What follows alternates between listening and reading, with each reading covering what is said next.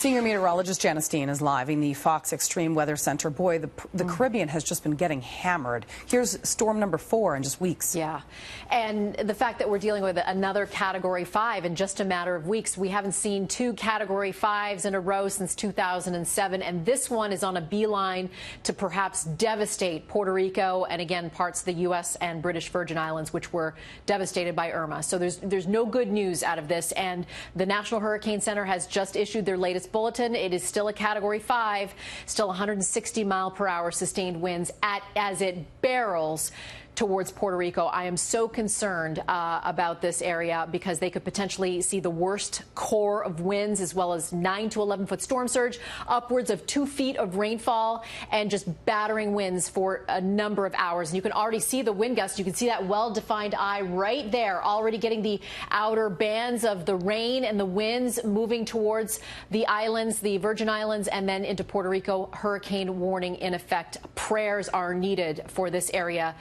Perhaps the worst hurricane they've ever experienced is potentially on their doorstep. And then as we go further out in time, it will weaken a little bit. We think it's going to go through some structural changes, but it's still going to be potentially catastrophic. That's the language that the National Hurricane Center is using. Catastrophic, life-threatening.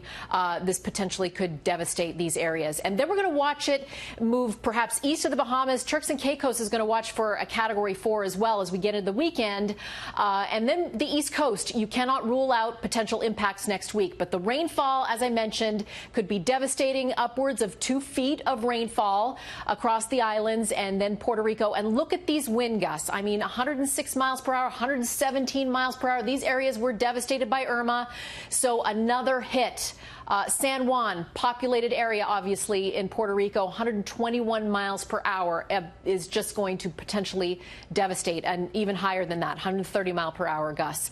Now, looking at the computer models as we go further out in time, the U.S., obviously, the East Coast is wondering if we're going to feel the effects of Maria. There is the potential, yes, as we get into Wednesday and Thursday, it comes close, and whether or not that Bermuda high builds in, will that push these storms closer to the East Coast?